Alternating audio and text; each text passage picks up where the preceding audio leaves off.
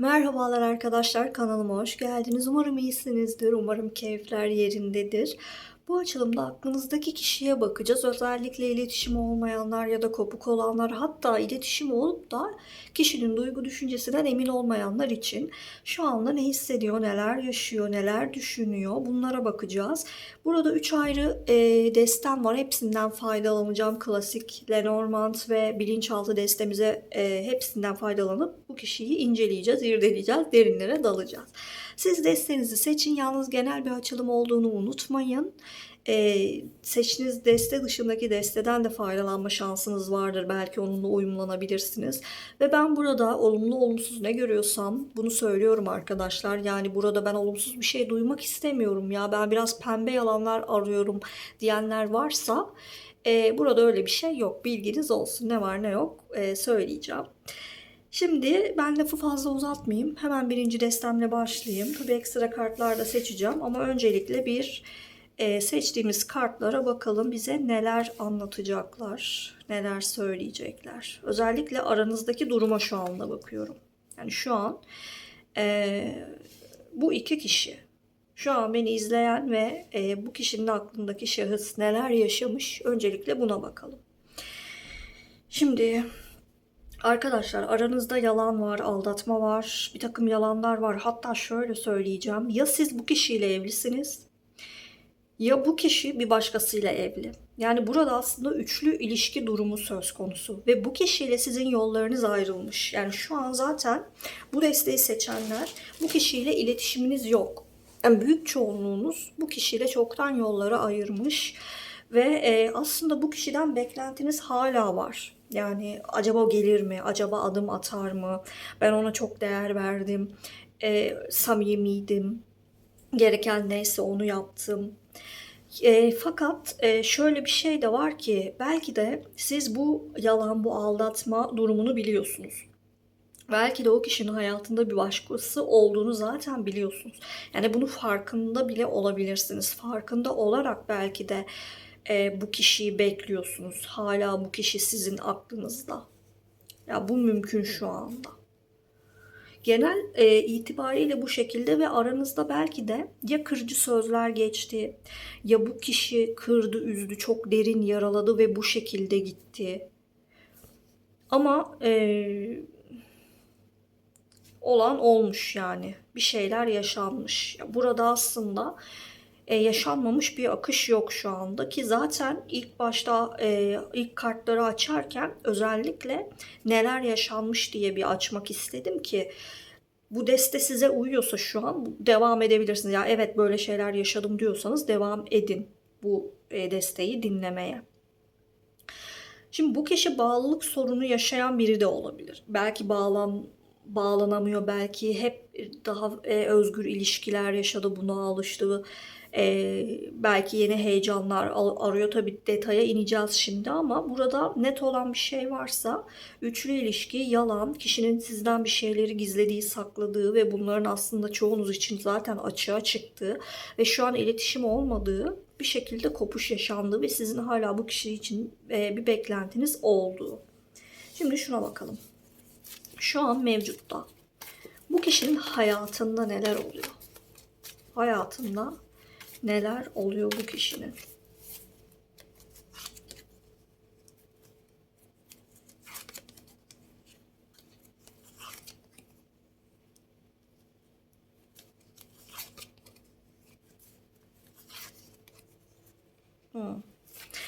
Şimdi bu kişinin hayatında bu kişi ilişki yaşamayı, aşk yaşamayı, sevilmeyi, böyle bir duygu yoğunluğu, duygu coşkunluğu, bu hali seviyor arkadaşlar. Şu anda başkalarıyla ilişki yaşamakla meşgul aslında. Yani beklendiğini farkında. Yani beni bekleyen birileri var. Hatta sizin onu beklediğiniz de farkında. Ya o beni bekliyor, benden bir şeyler bekliyor ama ben şu an başkalarına da mavi boncuk dağıtmakla meşgulüm. Ve bir arayıştayım aslında. Hani e, ilişki yaşasam da, aşk yaşasam da, keyif alsam da bir bağlılık kuramıyorum ve hep bir arayıştayım. Önümü göremiyorum, tatmin olamıyorum. Ve Mevcutta sadece duygularımı yaşamak, isteklerimi yaşamakla devam ediyorum yoluma. Hani aşk yaşıyorum, keyif alıyorum, e, ilgi görüyorum. Bu benim hoşuma gidiyor. Sadece düşünmeden hayatıma bakıyorum şeklinde bir durum var aslında.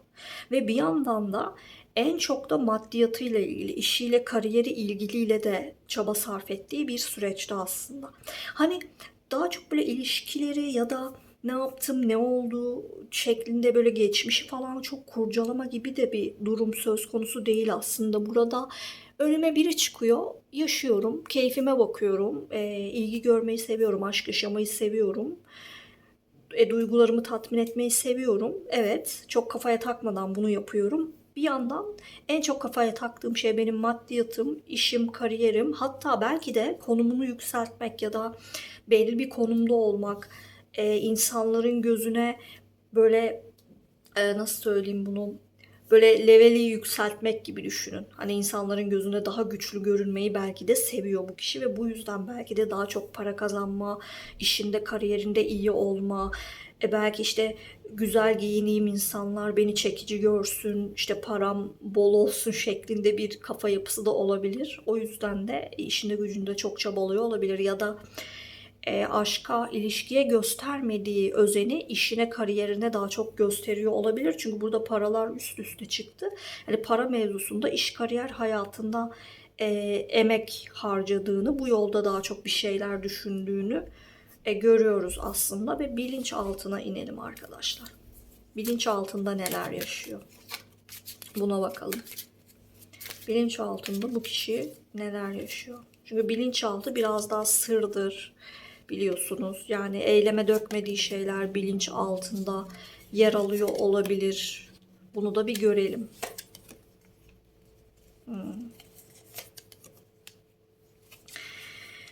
Şimdi şöyle,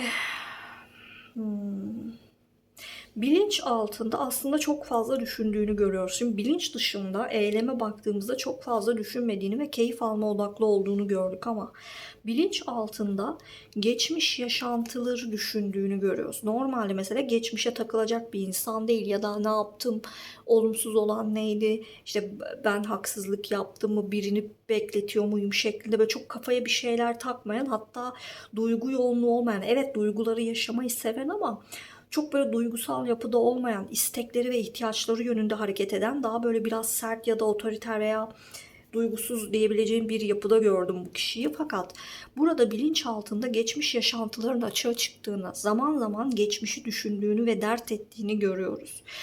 Geçmişle ilgili olumsuzlukları ya da olumlu süreçleri düşünüp bir belki özlem duyuyor, belki sorguluyor.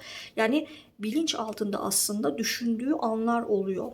Karşılaştırma yaptığı durumlar oluyor. Atıyorum, geçmişte ona mutluluk vermiş şahıs ya da durumlarla mevcut durumunu kıyasladığı zamanlar oluyor. Yani ben aslında mutluydum. Mesela burada ahenk. Aslında her şey benim için tamdı. Yani mesela burada stres var. Bilinçaltında stres yaptığını görüyoruz. Aslında geçmişte ben mutluydum ya da işte stresten uzaktım. Bir ahenk vardı, bir düzen vardı hayatımda. Diyerek mevcut durumunda bir karşılaştırma yaptığı zamanlar oluyor. Çünkü mevcut durumunda mutsuz olduğu ya da tatmin olmadığı durumlar var. Ama bunları açığa çıkarma isteği de görmüyorum aslında. Yani bunu bilinç altında yaşıyor. Çok böyle stres, sıkıntı yapmak isteyen bir insan değil. Fakat bilinç altında stres yaptığı zamanlar oluyor. Ama yine şunu söyleyeceğim. Ben burada yine çok duygusal bir yapı görmedim. Biraz böyle bilinç altında da kendine odaklanan birini görüyorum. Yani kendine odaklanan derken ben karşı tarafa ne hata yaptım, kaybettim şeklinde değil de ben mutluydum, bana iyi geliyordu. Neden bu huzuru kaybettim? Yani burada aslında kendi mutluluğunu, kendi huzurunu düşünen bir yapı görüyoruz genel itibariyle. Ve olasılık. Yani olasılık şudur, olasılıklar. Adım atsam mı atmasam mı? Şunu yapsam mı yapmasam mı? Ona gitsem mi gitmesem mi? Bu yolda ilerlesem mi, ilerlemesem mi? Hani sürekli böyle gelgitli düşüncelere sahip olma durumu var. Yani şuradaki ahengi mesela kuramıyor aslında. Yani mevcut durumunu, geçmişi, her şeyi karşılaştırma, bir düzen oturtamama, sürekli onu mu yapsam, bunu mu yapsam şeklinde bir kararsızlık hali. Yine geçmişi düşünerek kendini strese sokma durumu var. Yani aslında bu kişi çok rahat yani kafası çok rahat değil aslında. Evet, hayatını çok rahat bir şekilde yaşıyor gibi görünüyor ama kafası çok rahat değil. Sürekli bir mutsuzluk, huzursuzluk, bir belki tatmin olamayış, bir şeyleri kıyaslama mevzusu var. Ama yine söylüyorum burada, yani ben karşı tarafa ne yaptım, neden bunu kaybettim, ne hata yaptım, neyi düzeltmeliyim şeklinden ziyade kendi kendini düşünerek, kendi huzurunu, kendi mutluluğunu, kendi çıkarını daha çok düşünme hali var burada. Peki size dair düşüncelerinde neler var şu anda? Mevcutta size dair ne düşünüyor? Bu arada bir tane kartım yine uçtu. Genelde videolarda niyeyse böyle kartlarım bir sağa sola fırlıyor. Size dair düşüncelerine bakalım. Sonra size dair bilinçaltına da ineceğiz.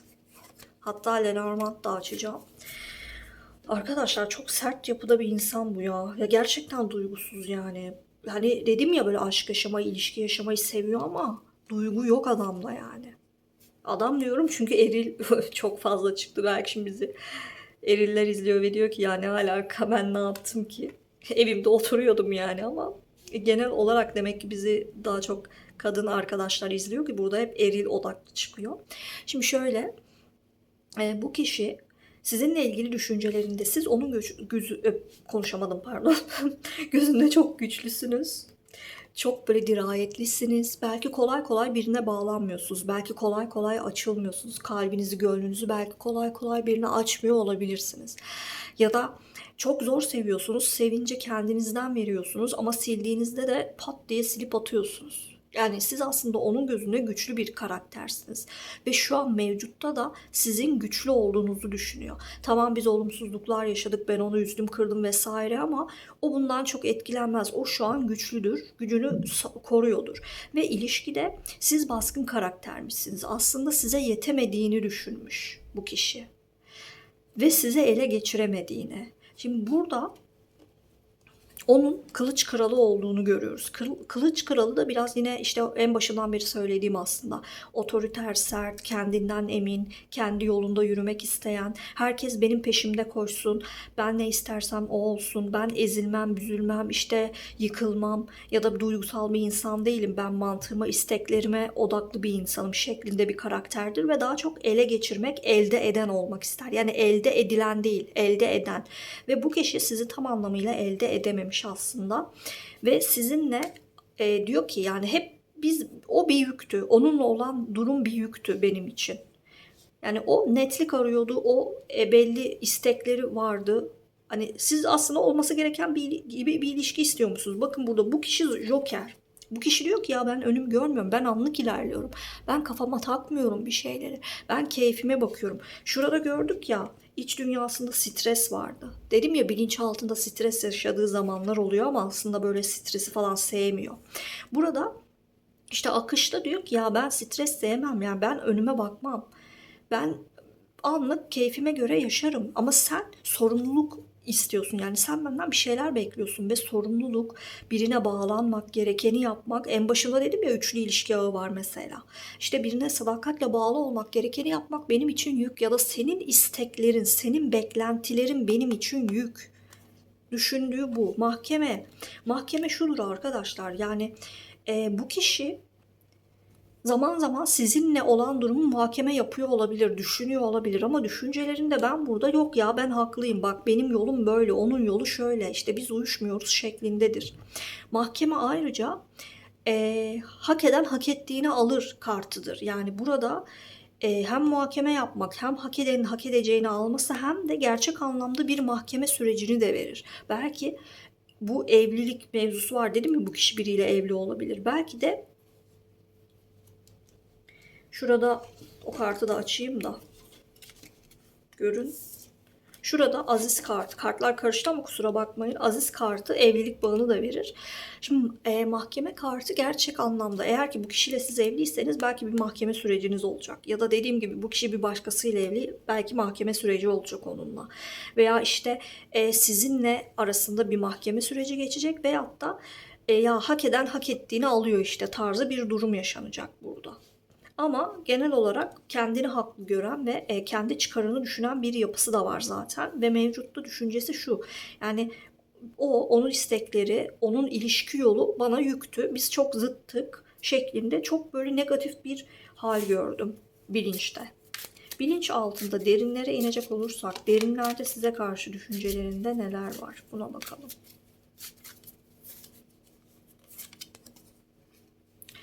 Bilinçaltı sessiz, bilinçaltı içe dönüş, akıntıyla gitmek pardon, yalnızlık hissi, kutlama ve yaratıcı. Şimdi şöyle, bilinçaltında aslında çoğunlukla sizinle ilgili düşünmek istemediğini görüyoruz. Yani kendi istemese dahi bilinçaltında zaman zaman içe dönüş yaşıyor. Çünkü kendini yalnız hissediyor arkadaşlar. Şimdi en başında aslında siz ilk kartta açarken daha böyle verici ve gerekeni yapan daha sıcakkanlı bir karakter olarak çıkmıştınız burada. Ve aslında sizden uzaklaştığında kendini yalnız hissettiği zamanlar çokça oluyor bilinçaltında.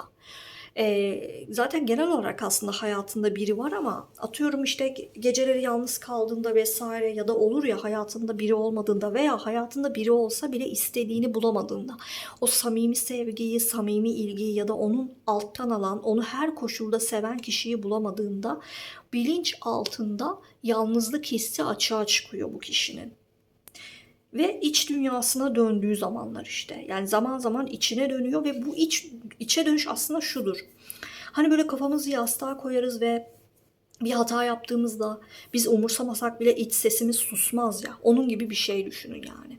Sizinle ilgili mevzuda iç sesi susmuyor onun. Ben onunla mutluydum işte ya da ben hata yaptım, ben yanlış yaptım, ben şu an yalnızım.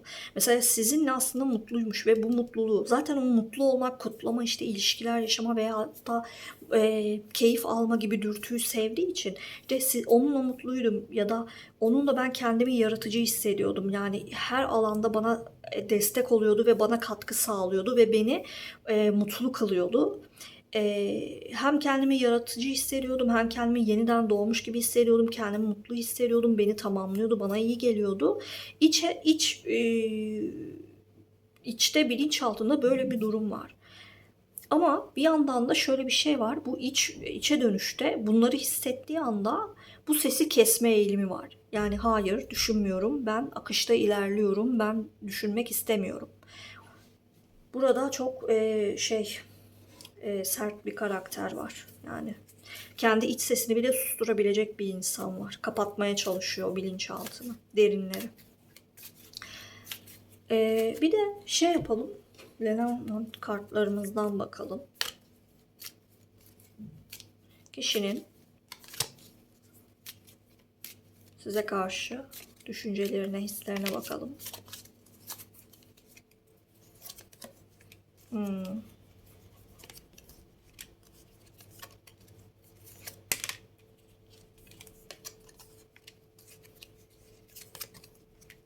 Yine yalan çıktı. Ay çıktı, evet. Bu kişi şimdi yani arada çok fazla sorun ve problem var. Çok fazla yalan var.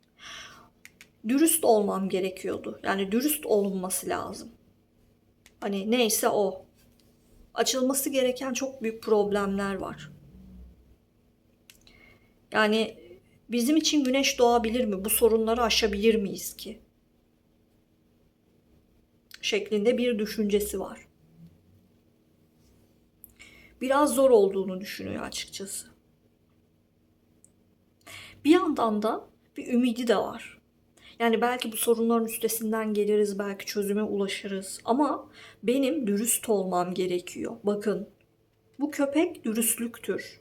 Ay yalandır. Yalanlar var. Benim dürüst olmam lazım. Eğer ki bu yalanları aşmak istiyorsak, hatta yalanların üstüne çapa geldi. Çapa da şeydir, yani sorunları çözmek. Hani kesip atmak.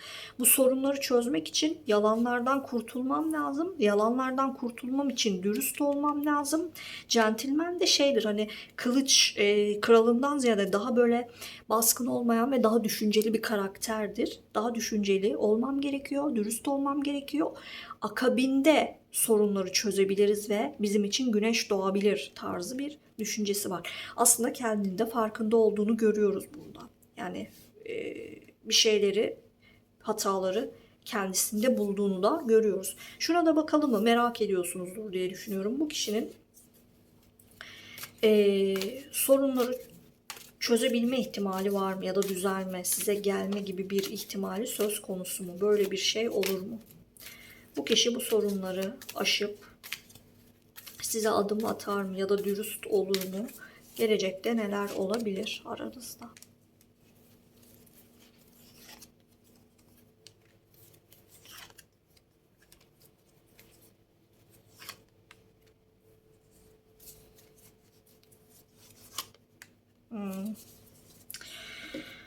Ay arkadaşlar, biraz ümitsiz vaka gibi gerçekten ya.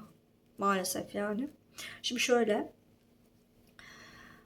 bu kişi size adım atabilir ama bu anlık bir adım olacaktır. Yani çoğunuz için demeyeceğim, bir kısmınız için bu kişi size tekrar adım atabilir. Ama bu şundan kaynaklı olacaktır. Şimdi sizin ona verdikleriniz, sizin duruşunuz ya da işte sizin onu desteklemeniz. Zaten bunlardan hoşlanmıştı, bunları görmüştük. Ona iyi gelmeniz. Yani ona iyi geldiğiniz için size adım atmak isteyebilecektir ve adım bundan kaynaklı olacaktır. Eğer olursa. Ama burada çoğunlukla bana dediği şey şu: bu kişi kendi yolunda ilerler. Yani bu kişi yine anlık ilerlemeye devam eder. Hatta prens kartı şudur: anlık bir coşkuyla hareket eder. Yani bir özler mesela sizi, sizin ona verdiklerinizi, size gelir. Hatta burada yani büyük ihtimalle üçlü vadelerde, hatta 3 aylık bir süreç diyebiliriz. Bu adım gerçekleşebilir. Ama prens kartı anlıktır. Yani gelir, gider. Hatta kılıç prens, yani yine anlık enerjidir. Bakın, burada duygu yoğunluğu yok. Yani burada daha çok bir anda ihtiyacım var ona. Ona gitmeliyim. Hayatına girdim. Sonra ne oldu? Sonra yok ya, ben aldıklarımla yetinemem. Geri dönmem lazım. Olay bu. Ve burada ileriki dönemlerde yine size adım atarsa aynı sürecin yaşanacağını ve bu kişinin sizi böyle eli kolu bağlı, sıkıntıda, işte gözü kapalı, gözü kapanmış, bağlanmış bir halde, depresyonvari bir halde bırakacağını görüyoruz burada. Burada tamamen kendine odaklı ve kendi çıkarı doğrultusunda hareket eden, duygusal olmayan, ben ne istiyorum şeklinde düşünen bir yapı var. Daha çok işte keyif alma, anlık yaşama, bağlılık kuramama durumları söz konusu. O yüzden bu kişiden pek böyle olumlu bir şey beklemek de aslında mümkün değildi arkadaşlar, maalesef. Birinci desteği seçenler, umarım size fayda sağlar. Biraz olumsuz tabii ama önemli olan gerçekleri bilmektir ve buna göre yolunuzu şekillendirmektir.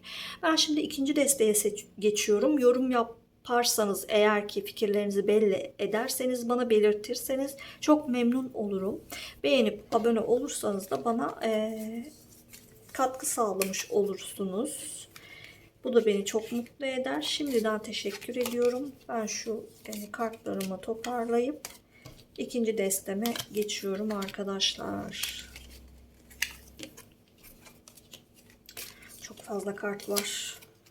Acaba kartları toparlayarak mı diğer kartları seçsem diye düşünüyorum, ama bazen böyle geri dönüp o kartları da size göstermek istiyorum. Hani belki o kısmı atlayan olur ya da ne bileyim, belki tekrar görmek istersiniz diye.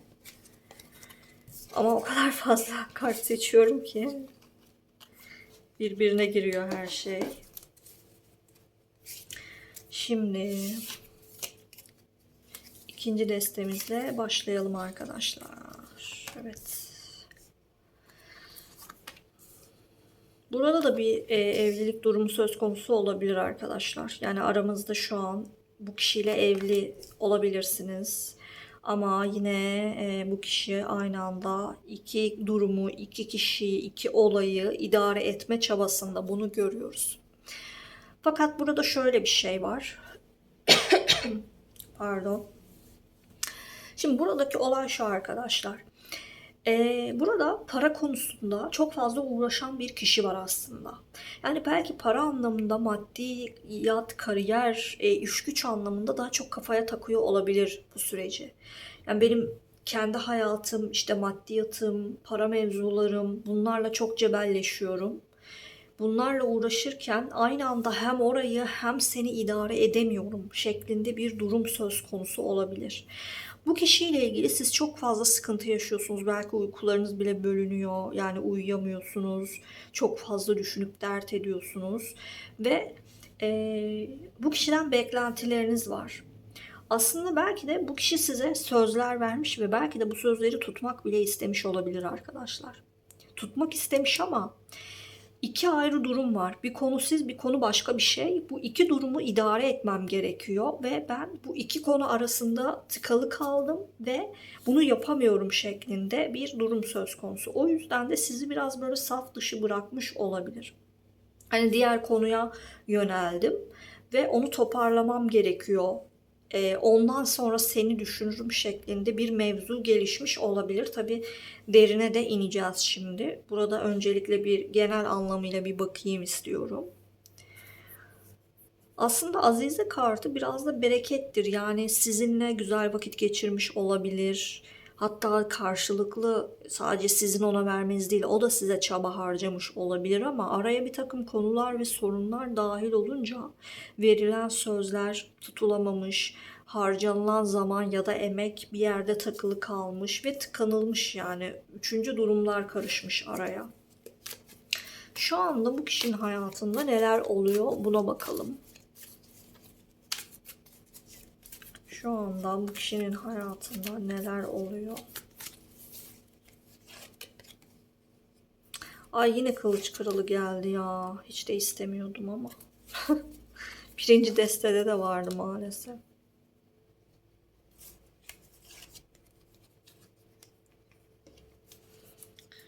Bakalım, bakalım, bakalım. Şu anda bu kişinin hayatında neler oluyor? Ya bu kişi sanki böyle otoriter olmalıyım ya da sert olmalıyım, biraz keskin olmalıyım diyor gibi. Aslında şöyle bir şey görüyorum arkadaşlar burada. Burada siz çok duygusalsınız, çok bağlısınız, duygularınız çok coşkun. Yani ve bu kişiden öyle çok beklenti içindesiniz ki, yani bana gelsin, bana gelmeli, onu bekliyorum. Hatta bu kişi diyor ki, sen beni bekliyorsun, ben bunu biliyorum. Ama benim aşmam gereken bir takım sorunlar ve problemler var. Ve ben bir an önce bunları aşmak istiyorum. Ve bu kişi bir yol ayrımında arkadaşlar. Bir karar verme aşamasında. Ve bu çok hızlı olacak. Yani diyor ki, ben şu an yol ayrımındayım, karar verme aşamasındayım, çizdiğim bir yol var ve bu konuda başarılı olmak istiyorum. Ve bu başarıyı elde ettiğimde adım atma isteğim var. Beni bekleyen o kişiye adım atma isteğim var. Yani burada gördüğüm bu duygusal kişi, bu onu arzulayan, onu bekleyen şahıs sizseniz, evet, size adım atma isteği var. Yani burada durumu toparlayacağım, bir an önce bir şeyleri halletmem lazım, başarı elde edeceğim. İşte iki ayrı konu vardı demiştim ya, sorunları toparlıyorum, bir yol ayrımına giriyorum, karar veriyorum, eyleme geçiyorum ve bu eylem doğrultusunda bütün sorunlarımı, ilişki durumunu düzeltip beni seven ve benim de aslında sevdiğim kişiye adım atacağım. Hatta şöyle bir şey var arkadaşlar, bu kişi duygularını çok belli etmemiş olabilir. Belki içinde yaşamıştır. Belki böyle biraz sert olmuştur ama artık böyle duygularını belli ederek gelmek istiyor. Yani bütün içinde ne varsa bunları dökmek istiyor. Şu anda bunu görüyorum. Yani geçmişteki sorunlar, problemler, yaşadığı o sıkıntılar vesaire, bunları artık geride bırakıp onu bekleyen kişiye adım atma isteğinde olduğunu görüyoruz bu kişinin. Böyle bir hazırlığı var. Bilinçaltında neler oluyor bakalım. Birinci destede bakmıştık. Bilinçaltında neler var?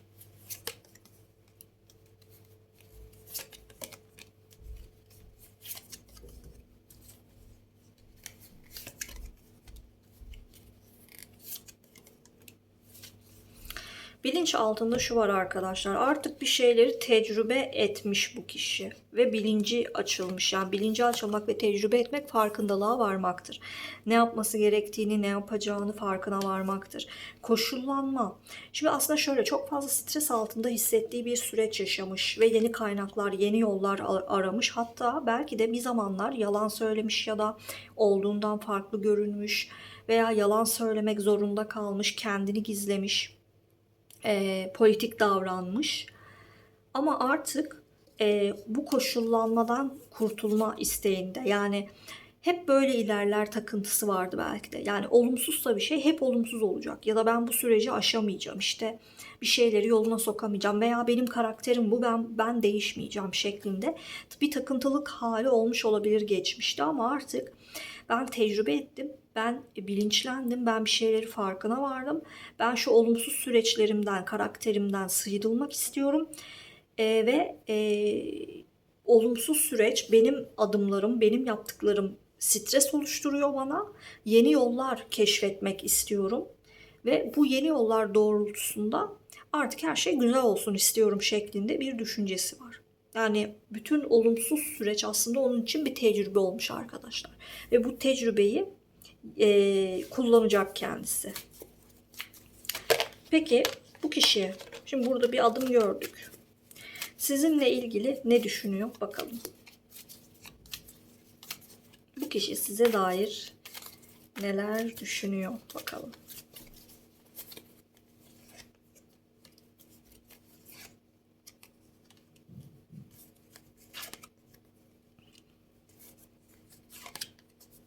Bu kişi size geliyor arkadaşlar, haberiniz olsun. Bu kişi size hatta uçarak gelecek, söyleyeyim bunu. Şimdi şöyle. Bu kişi, ben çıkmazdaydım. Yani ben bir arayıştaydım. Ben önümü göremiyordum. Ben mutsuz oldum. Hatta şöyle, burada yine bu mutsuzluğu görüyoruz. Yani ben yıprandım, ben üzüldüm, ben hata yaptım diyerek size gelecek. Belki de evet, belki bile isteye sizi bıraktı. Belki de o hani hem siz hem başka bir durum vardı demiştim ya, belki para mevzusu, belki ikinci şahıslar, yani ekstra kişiler diye. Belki de evet, sizi aldattı, belki yalan söyledi, belki araya maddi durumu, kariyerini, işini, gücünü soktu, sizi saf dışı bıraktı, bekletti gibi gibi, sorun her neyse. Ben önümü görmüyordum ama ben artık bir şeyleri farkına vardım. Ben yıprandım, ben kırıldım, üzüldüm. Ben hata ettim ve bunun bedelini ödedim. Ben şu an çok hızlı bir şekilde sana gelmek istiyorum. Ve burada bu aile durumuna ulaşmak istiyorum diyor. Yani bir aile kurma, tekrar ilişkiye başlama. Zaten burada tekrar teklif görüyoruz. Barışma isteği, tekrar adım atma. Sizinle mutlu bir ilişki kurmak istiyor bu kişi arkadaşlar. Yani bunu sağlamak istiyor, bunu başarmak istiyor. Sorun, problem ne varsa ben def edeyim diyor. Bu mutlu yuvayı kuralım bir an önce şeklinde bir düşüncesi var. Bilinçaltında neler oluyor bakalım.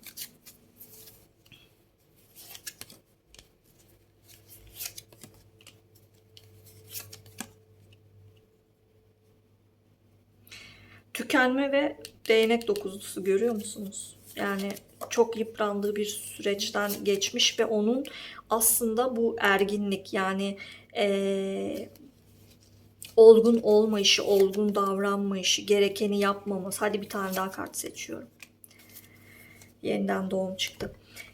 O kişinin gerekeni yapmaması, işte belki de cimri olması, işte duygularını açığa vurmayışı, size gereken değeri vermemesi, olgun olmayışı onu hatalara sürüklemiş. Yani diyor ki ben ona karşı cimri oldum, ben ona bir şeyleri vermedim, eksik kıldım, gerekeni yapmadım ve bu cimriliğim, benim farkında olmayışım, bir şeyleri farkında olmayışım beni tüketti. Ben tükendim. Ve ben hep hayal kurdum. Yani ben hep mutlu olmak istedim ve hep hayal kurdum. Aslında sizinle mutlu olacağını farkına varmış bu kişi ve sizinle hayaller kurmuş bilinçaltında, derinlerinde. Ve olasılıkları düşündüm. Acaba olur mu? Acaba düzeltebilir miyim? Acaba düzelebilir miyiz? Yani burada dağlar, tepeler var. Yani bu yolların aşılması gerekiyor. Acaba biz bu olumsuz yolları aşabilir miyiz? Yapabilir miyim bunu? Bu da beni tüketti. Yani düşünmek de beni tüketti. Ama yeniden doğmam gerekiyor. Yani yeniden başlamamız lazım. olumsuzlukların üstünden gelmeliyiz. Ben artık bir şeyleri farkına vardım. Yeniden en baştan başlamamız lazım. Burada da zaten şurada teklif var demiştim ya. İşte yeniden sıfırdan başlama teklifidir bu. Peki Lenormand kartlarımdan da bakayım hadi. İlk destede bakmıştık. Lenormand kartları ne diyecek bu kişiyle ilgili?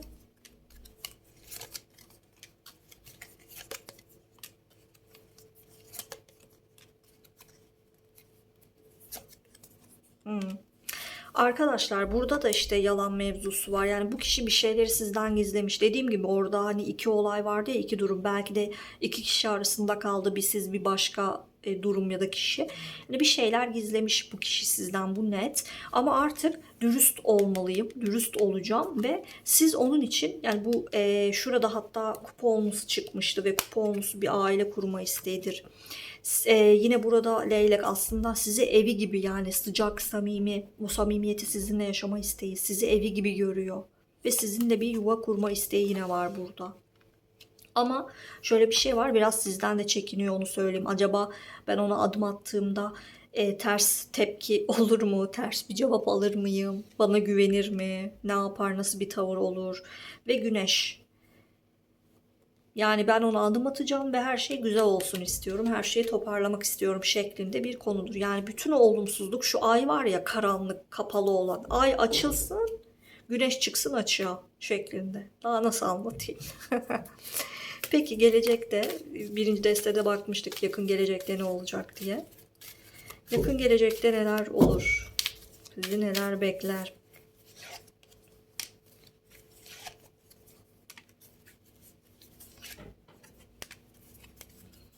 Bakalım yakın gelecekte.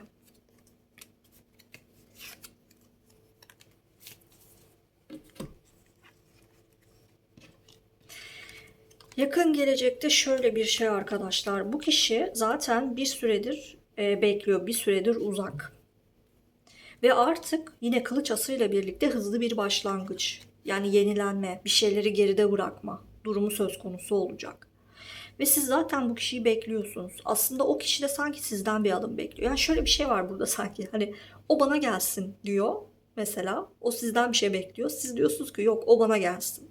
İkiniz de aslında birbirinizi bekliyorsunuz bir şekilde ama işte bu kişinin kendi içinde kalıp kendi dünyasında bir şeyleri halletmesi gerekiyordu ve bunu yavaş yavaş halledecek. Ve evet, burada bir başlangıç, yeniden bir başlangıç mümkün arkadaşlar. Yine bakalım gelecekte neler bekliyor diye Lenormand kartlarımızdan da destekleyelim.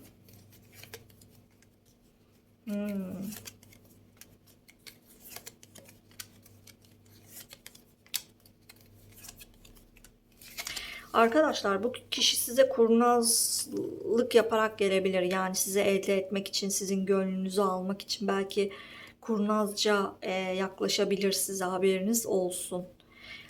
Hani belki onu kabul etmeyeceğinizi düşünecektir ya da eski de artık neler yaptıysa, ne gibi hatalar yaptıysa bunu tekrarlayacağını düşünecek olabilirsiniz ve kabul görmek için biraz böyle kurnazca, sinsizce yaklaşacak olabilir size. Ama burada ölüm kartıyla hani ve çapa kartıyla sorunları çözelim, geride kalsın ve tekrar başlayalım şeklinde yine bir teklif, mektup. Yani yine bir teklif görüyoruz burada. Bu kişi ya size yazacak, muhtemelen yazacak. Yani bir mesajla birlikte bu teklif gelebilir size. Biraz sinsice olacak ama. Belki böyle çok kendini belli etmeyecek. Bir anda pat diye gelecek burada. Çünkü hep böyle ani şey gör. Hep kılıç geldi. Hiç böyle uzakken bir anda pat diye bir hayatınıza dalması gibi. Sinsice bir geliş şeklinde olabilir bu başlangıç. Ama bu destede şunu gördük. Evet, bu kişinin aklındasınız. Evet, bu kişi bir şeyleri farkına varmış ve olumsuz durumları düzeltme isteğinde. İkiniz de aslında birbirinize karşı dolusunuz, boş değilsiniz. Sadece işte bir araya gelmek, konuşmak, sorunları çözmek, Bunun için çaba sarf etmek gerekiyor ve aslında bu da mümkün. Bunu görüyoruz burada arkadaşlar. Umarım ikinci deste size fayda sağlamıştır. Yorumlarda buluşalım lütfen. Beğenmeyi ve abone olmayı unutmayın lütfen. Böylelikle bana destek sağlamış olursunuz ve bu beni çok mutlu eder arkadaşlar. Bir sonraki açılımda görüşmek üzere diyorum. Hoşça kalın.